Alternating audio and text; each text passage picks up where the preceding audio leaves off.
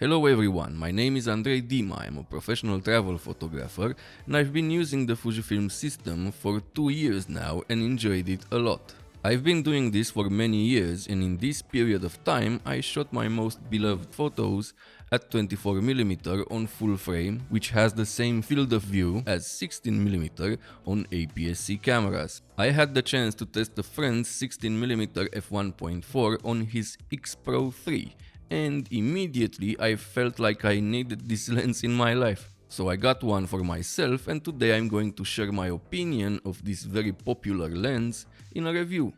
Let's start with build quality. Most Fujifilm lenses are very well built, but this one feels like it could last for generations. The lens hood that comes with the lens is plastic, but really good quality plastic. The lens is made out of metal, feels very sturdy, and it gives you that feeling you can put it through hell and still be okay. I've broken a couple of lenses in my travels, but usually lenses you feel they were built to endure all types of conditions never break, like this Fujinon 16mm f1.4. And something that is a must-have for me on a travel lens and improves its life is weather sealing, which this lens has. It has a rubber gasket around the metal mount and the rest of the lens is dust and splash resistant, even with the clutch mechanism of the focus ring. Yes, this camera has a different manual focus ring. You need to pull it towards the camera to go into manual focus. This can be annoying for some users and I agree it is not very practical, especially if you use back button autofocusing combined with manual focus. But I'm okay with that. I never had problems with the clutch moving while getting the camera out of the backpack or bags or when I use straps. Like almost all Fuji lenses, it has a clicked aperture ring that is very nice to use. It has a 67mm thread for mounting filters and the design is minimalistic with beautiful engraved markings. Overall build quality is amazing. This is one of those lenses you will probably pass down to your grandchildren.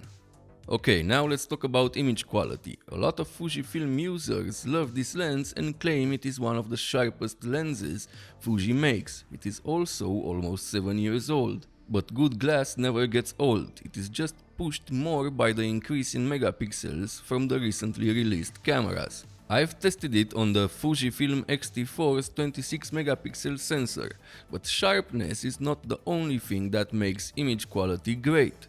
Contrast, color, flare, bokeh, all these things matter depending on what type of photography you do. And all lenses have different coatings, optical designs and diaphragms that create the character of the lens. This lens for me has them all: good sharpness starting from f1.4, good contrast and micro contrast around small details, neutral colors but with a bit of vibrance that makes everything pop in the image, well-controlled flare and finally beautiful out-of-focus backgrounds. The image quality at f1.4 is good in the middle and decent in the corners.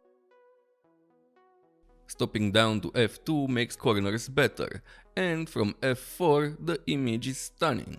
I wish I had a 40 megapixel XH2 now to test the resolution of this lens more. Maybe next year. Overall the image quality is amazing. Yes, the f1.4 is not that sharp, but it is very usable, and this lens was never meant for 26 megapixel sensors, but from f2 the image is spectacular and from f4 razor sharp corner to corner. Now let's take a look at minimum focus distance, which is insane for a wide-angle lens like this. 15 cm from the sensor, making this lens a semi-macro lens and a great option for shooting small objects and still getting a wide-angle field of view with blurry background. The bokeh of this lens looks very nice and has a very smooth transition between in and out of focus. You get some chromatic aberrations at f1.4 and f2, but those are easy to correct in post.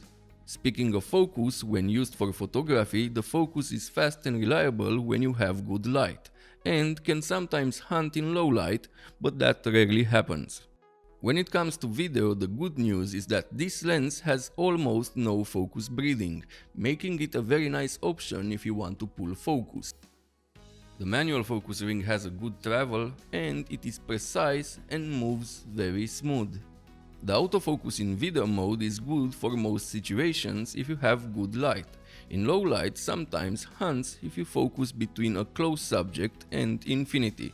The downside for video makers is that this lens has an older version of Fuji's autofocus that makes a lot of noise. The wide angle and low aperture make it a great option for video in general. The footage shot here is at ISO 160, shutter speed 1/48 and f1.4. This lens combined with the X-T4 can give some amazing low light footage and, if needed, good subject separation. This lens does not have image stabilization, but being a wide angle fast lens you can get good shots with low shutter speeds. It also works well with the IBIS from recent Fujifilm cameras. Overall, after many years on the market, this lens is still amazing. Not as sharp at f1.4 as it was on a lower megapixel sensor, but still good. And from f2 it still shows its legendary status when it comes to sharpness and contrast. It offers nice colors and beautiful autofocus backgrounds, amazing minimum focus distance, built to last, and provides reliable focus. I hope Fuji is going to make a Mark II of this lens with newer autofocus and better image sharpness at f1.4, and bring the price down on this one to $800, which I think is better suited for this lens. Thank you for watching. If this video was helpful, please like and subscribe.